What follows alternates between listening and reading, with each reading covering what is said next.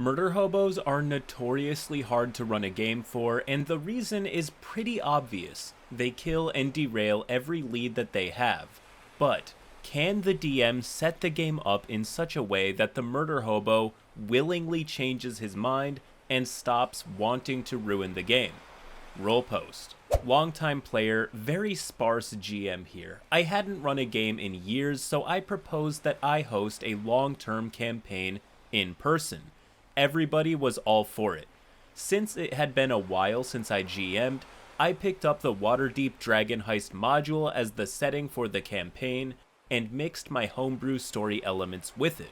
During session 0, I made it clear to the group that I was okay with them playing any alignment they wanted, but no matter what alignment they chose, I wanted them to keep things tasteful and within reason.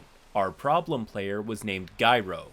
In a party of good characters, he was a neutral evil goblin artillerist. Gyro's player already has a reputation of being the person who is completely and utterly incapable of playing a serious character. I've witnessed this guy toy with corpses for fun in another campaign. He's told me stories about how he gets bored of other people's campaigns and purposefully tries everything he can to kill himself and coax another player to kill him in other people's campaigns just so he is not committed to them anymore, and to push the GMs to their limit. Every character he makes is a joke character with the one true purpose of pushing the game and everyone at the table to their limits. This character he made for my campaign comes in the patented Murder Hobo flavor, and since this campaign is overarchingly pirate themed, this Murder Hobo has a flintlock pistol. He actually made a trigger-happy evil goblin to Murder Hobo my campaign with, but he completely 180'd. What does that mean for Gyro and the game? Well, encounters and roleplay usually go in this direction. Walk into a rickety dive bar. I tell the owner that this place is a dump, and if he gives me a look, I pull out my gun and start threatening to shoot everybody. Get questioned by the city guard for being the only survivors at the scene of a crime. I pull out my gun and aim it at the captain of the guard. Enter a haunted house and see furniture moving around. I stand on top of the table and start filling it with bullet holes. Don't mess with me, I'm crazy. This is essentially what his character has been for the past 5 sessions. I'm not gonna lie, my main thought after hearing that much warning is, why invite him at all? It seems like every red flag that exists was flying high well before this campaign even began. Even seeing the way he runs his character, he's right back to his old ways. It can be weird when you have a friend that's cool outside the game, but is very difficult to play with in the game. It's cool and funny having a wildcard character, but that requires the character concept working with all the players at the table too.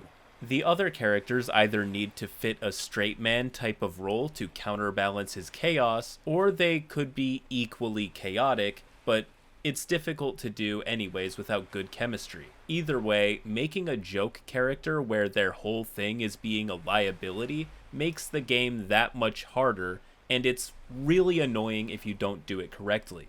Anyways, where were we? We only meet once a month, so for 5 months he wouldn't let go of the idea of trying to get the party in trouble, jailed, or TPK'd. Thankfully, the group is deep into roleplay and keeps him in line. Gyro has a low strength score, so whenever he starts acting out of line, our barbarian grapples him and takes his gun away and tells him he can have it back when he's been good. He then proceeds to carry him by the scruff during NPC interaction segments like a toddler.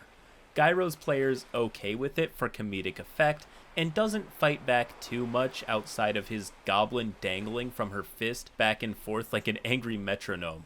I find ways to make sure that everybody's enjoying themselves and gets to play their character the way they want to play, without much restraint. It's pretty easy with the rest of the group, but it's hard to find ways to appease a trigger-happy goblin that wants to live and breathe gunsmoke. I gave him ways to shoot things without causing too much trouble outside of combat. For example, after a few days of inheriting a haunted tavern that they're starting to fix up, The party made dinner for everybody, even the tavern's ghostly resident. Everybody sat at the table and started eating, while the ghost sat there staring at his plate of pork chops and mashed potatoes.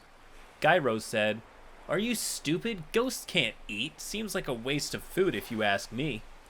Other members of the party said that the ghost is a part of the family now and will be treated as such. I told Gyro that the ghost was signaling for him to pull out his gun and gestured to shoot his plate. Gyro said, "Don't have to tell me twice." He pulled out the gun and shot the plate in front of the ghost. The ceramic plate shattered into pieces and pork chops and mashed potatoes exploded all over the table. From the remains of the shattered ceramic pieces, the spirit of a full plate of ghostly pork chops and mashed potatoes levitated off of the table, and the ghost thanked Gyro and began to dig in. The whole table burst into laughter, and Gyro's player asked if that's a normal thing.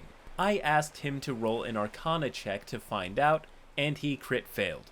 So I told him that neither he or the party members will ever know if that's normal. From that moment on, the goblin's need to shoot things has been scaled back by his daily dose of shooting fully cooked meals for the tavern ghost. But it still didn't sate his appetite of being evil.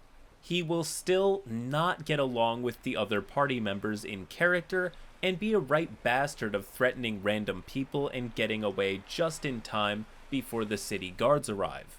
We now find ourselves in the downtime chapter for the first act of our campaign.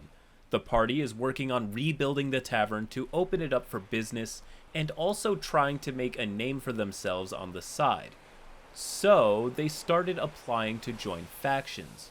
Some ended up joining the Harpers, another joined the Lord's Alliance, and Gyro applied to join Xanathar's guild.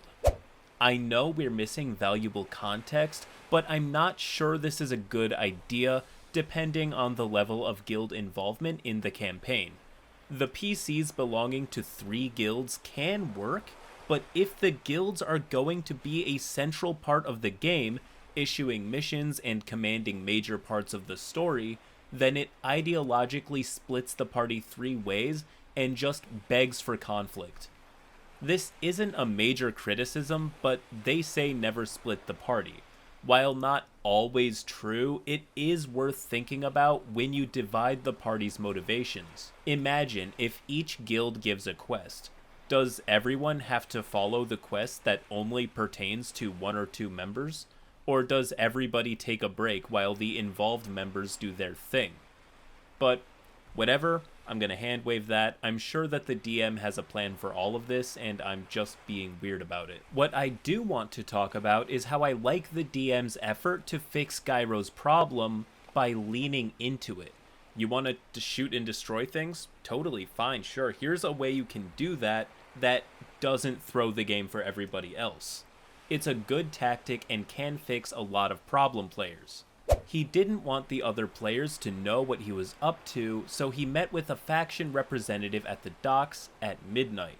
He was informed that his job was to loot a Zentarim warehouse, burn the warehouse down, and leave no witnesses behind.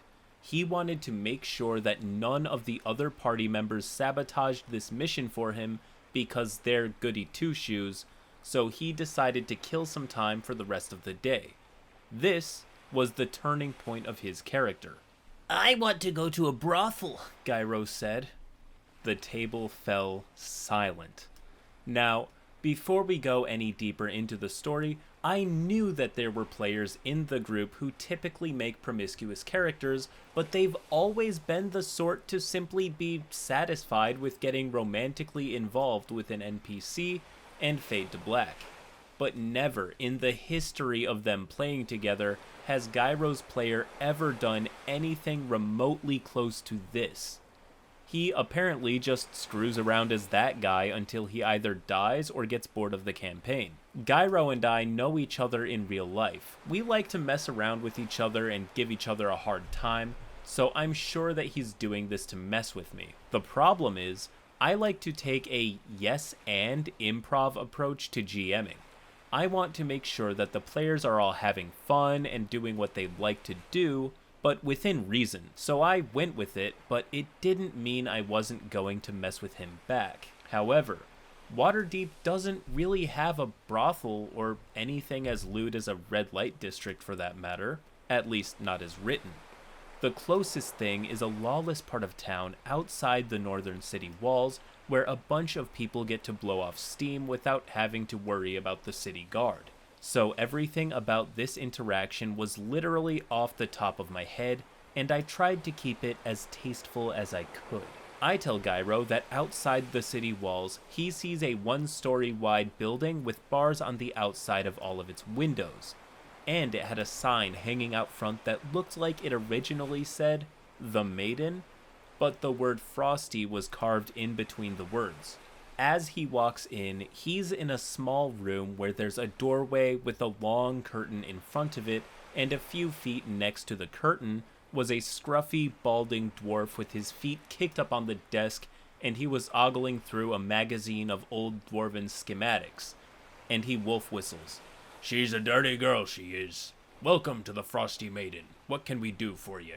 You got any girl goblins? Gyro asked. "Only dead ones." The dwarf scratched his armpit.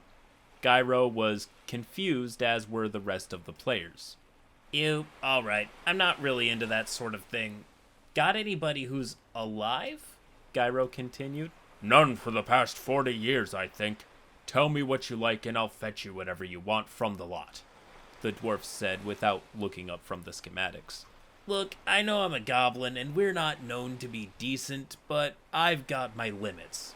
Gyro was starting to regret coming here. The dwarf looked up at him and said, "I see. You ain't heard of the Frosty Maiden. Why don't you take a peek behind the curtain and it'll all make sense to you." Gyro hesitantly took a peek behind the curtain to find a long hallway with a bunch of doors leading to private rooms and a variety of very beautiful, ghostly women flying down the halls and through the walls and closed doors. Oh, that's a lot less bad than I thought it was. Are they happy living like this? Gyro asked. "They ain't living, mate. Their happiness ain't my concern. Yours is. And I never heard a complaint from them, nor the customers. Now, you buying a good time or what?" The dwarf pressed him for a decision. Sure, I'll try anything once. How much for an hour of your best one? Gyro happily said. "That'll be 10 gold. He took out the 10 gold from Gyro, knocked on the wood panel behind him, and yelled out, "Aldora, he's all yours." And a very beautiful and modestly dressed high elf ghost came out of the wall and gestured Gyro to follow her behind the curtain and down the hall to her room. The rest of the table and I were pretty disappointed. I tried to make this sad and unappealing so that he wouldn't go through with it, but he forked over the gold and went back to Eldora's room. I told him that I wasn't going to roleplay a sex scene with him and that we fade to black. "Wait!" Gyro exclaimed to me and the rest of the table. "Please humor me." Nah, man. I'm not trying to be judgmental. I just legitimately don't understand the appeal of role-playing sex scenes with my friends. I'm not saying that it's bad or shouldn't be allowed. I just hear about it so much that I really do try to get why people like it, but I fail every time. Hear me out. When the game's over and all the players are talking about the session, is it awkward at all, or do they also talk about the sex scene the same way they would talk about any other session? "Oh yeah, man, last game was awesome, right, guys?" "Yeah, dude, the way you bet me into a pretzel was epic." "Don't count yourself out, man. We all remember what you did to the God Scepter." I'm sorry, ignore me, I'm just being immature. I contemplated it for a bit and gestured to the rest of the table to see if they were comfortable. There was a lot of hemming and hawing, but their curiosity got the better of them, so they all agreed to let him roleplay it. They go into her room, and apart from a beautifully decorated bureau that looks like it had been collecting dust for the past few months, and full-body mirror leaning in a corner, the rest of the room looks very run down and plain. The ghost was incapable of talking, so she wrote across the mirror, "What do you like?" "I'm not here for what you think, I just want to talk," Gyro said. The party and myself perked up and leaned closer as we got curious. I can't talk, but I'm a good listener, she wrote on the mirror. Good enough for me. Do you like it here? He asked. Work is work, she wrote back. So, what? You get paid? What the hell can someone like you do with money? He asked. Yes, buy my life back. What, like slavery? No, buy my life back. True resurrection. There was too much I didn't get to do. My life was cut short. I needed more time. At this point, I had Gyro roll an Arcana check. He rolled high enough to know that some people can pay high-level clerics a pretty penny for the true resurrection of somebody who died in the last 200 years. But it would cost them roughly around 1,000 gold for the service and a diamond worth at least 25,000 gold. Do you have any savings? He asked. I told him that she doesn't look like she's willing to share. I promise, I'm not looking to steal anything from you. I'm just curious. I told him to roll deception, but he corrected me and said that his character is trying to be sincere and that he would like to try to roll persuasion. Everybody else at the table was taken aback by that, so I allowed it, and he rolled high enough. Bottom drawer, if you try to steal anything, I'll make sure it was your last effort before you join the staff here, she wrote in the mirror. He opened the bottom drawer and found an old purse with a perfume bottle in it and a pile of gold. He quickly counted the gold and saw that there were roughly 300 gold pieces in her stash. He looked up at her and said, How long have you worked here for? She wrote 60 years. I hate to tell you, but you're a long way from affording that spell. You've got another 140 years tops to save up for it, and at this rate, I don't think you're gonna make a dent in it. He bluntly broke the news to her. Her left eye started to well up with a translucent tear, and as soon as it fully formed, it froze into materialized ice, fell through her, and shattered on the floor. All right, is there anything binding you here? She pointed at the perfume bottle. Great, listen, I'm gonna bust you out of here. What? Why? She wrote in the mirror. Because this just doesn't feel right, Gyro said. All the other players at the table lit up when he said it. How can I trust you? She wrote.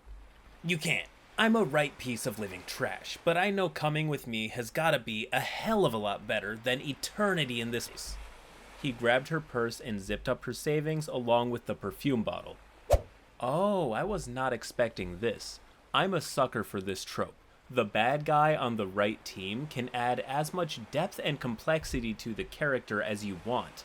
It can be as simple as a scummy mercenary working for the highest bidders who just happen to be the good guys, or it can also be a deeply troubled individual who maybe thinks he's worse than he actually is.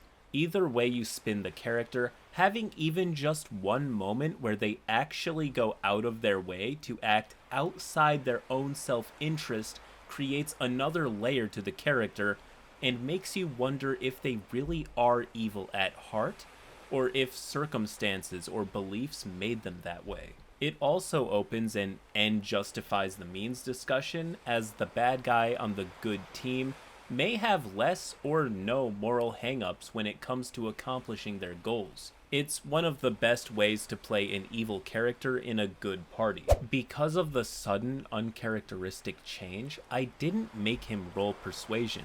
The ghost just flew into her perfume bottle and left the rest up to him. He didn't want to go out the front and go past the dwarf with the purse. So, he opened the window, corroded the metal bars as much as he could with an acid spell, and then began prying at the bars. Now, remember, he had a low strength score, so normally I would say that he would have very little chance of even accomplishing this, but due to his determination and effort, I gave him a DC 15 strength check, with advantage since he corroded the bars. Success. He made his escape and made it back to the tavern and explained to the rest of the party that he brought home a new ghost friend. The rest of the party, being a happy-go-lucky group, welcomed her into the tavern, where they made her dinner, and Gyro impressed Eldora by shooting her plate and making her the first bite to eat that she's had in 60 years. He locked her purse in his safe in the room. She made it clear to him that she's not a slave and that she's gonna keep looking for a way to save up to get her life back. He said that he understood, but didn't have time to chat because he had to go meet a guy about something. Yup, that is right, he has not changed his mind about being a right evil bastard. After all of that, he goes to meet his Xanathar Guild contact to murder and loot. It's at this point that the party and I had realized he just stole a ghost who's portably bound to a perfume bottle and is essentially tied to the whim of an unstable, trigger-happy evil goblin. Or so we thought. A whole combat encounter later, the Zentarim warehouse at the docks was burning to the ground, and Gyro, along with his bugbear application supervisor, were making their getaway through the sewers of Waterdeep. Gyro's personal score that he got to keep from his initiation mission into the faction was an arcane flintlock pistol that he found in a crate, and about 400 gold pieces worth in gemstones. He snuck back home well into the night and managed to go into his room without waking any of the other party members up. He was greeted by Eldora. He scurried his way over to his safe, opened up her purse, and then deposited all of the gemstones in there, and said, "This is yours and only for you, okay? We're gonna try our best to bring you back to life, and if anybody else tries to steal this from you, I'll shoot 'em myself." Eldora began weeping tears of joy and nodding in appreciation and understanding. The session ended a few hours later, and Gyro's player told me that it's now his personal goal in this campaign to make sure that Eldora gets to come back to life and live the life that she never had. I literally don't know what happened to inspire this change. Me and the other players are still reeling from it in disbelief. I think I know why. It's because Gyro chose this. He wasn't being prodded along the story and he wasn't being led through it. He chose. All of his earlier problems are linked to not caring about the campaign.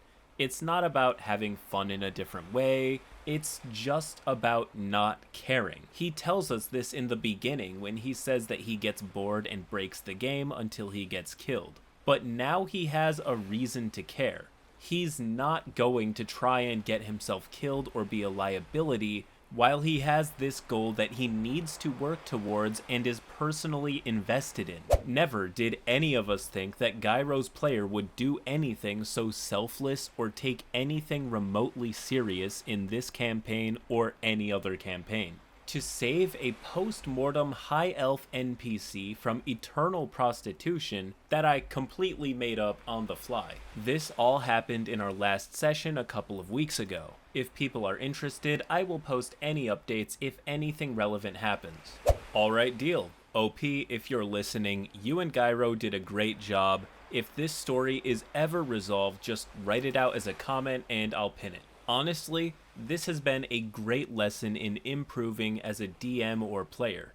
All it took to turn a problem player into the most interesting character and interested player was to just give him something to latch onto that he feels some ownership over. This has given me a lot of food for thought as a DM, and I'm sure it has for many others. Thanks for sharing your story, and thanks to everybody else for watching, and as always, till next time.